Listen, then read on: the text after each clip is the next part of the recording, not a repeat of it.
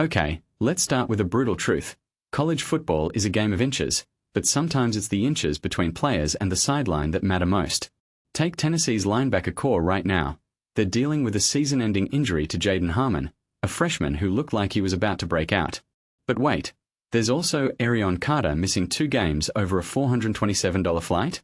That's not a typo. Let's unpack this, because there's way more going on here than just depth charts. First, Harmon's ACL tear.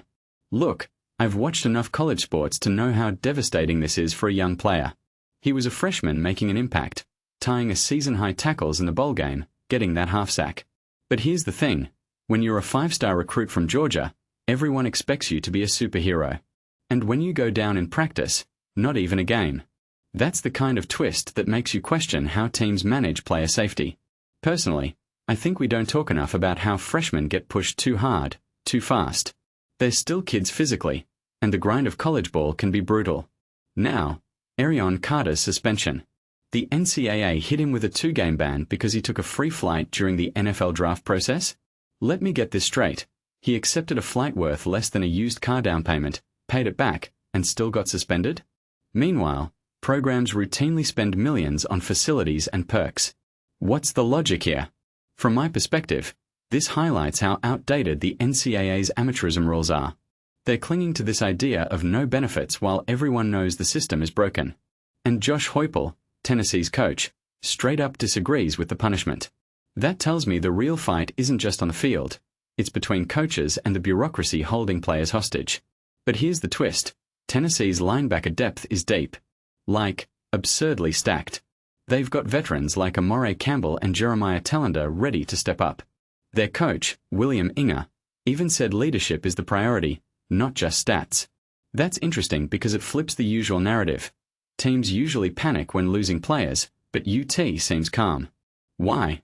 Because they've built a system where even backups are high-end athletes.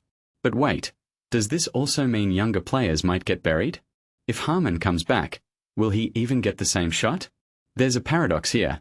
Depth helps teams survive injuries, but it can also crush individual dreams. Let's zoom out. This isn't just about Tennessee.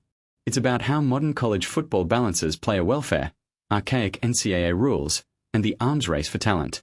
Harmon's injury is a reminder that even in a sport obsessed with hype, the human body has limits. Carter's suspension? That's a symptom of a system that still treats players as amateurs while profiting off their labor. And the Vols' depth?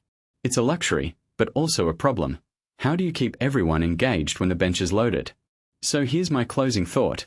What if the real story here isn't about who's missing games, but about how programs like Tennessee are gaming the system? They're stockpiling talent, relying on veterans to mentor, and letting the NCAA's penalties burn off like bad press. But at what cost? When does the machine grind down the very players it's supposed to elevate? Let me know what you think. Drop a comment below. And if you're a Harmon fan, maybe root for him to come back stronger, but also question why the system lets this happen in the first place.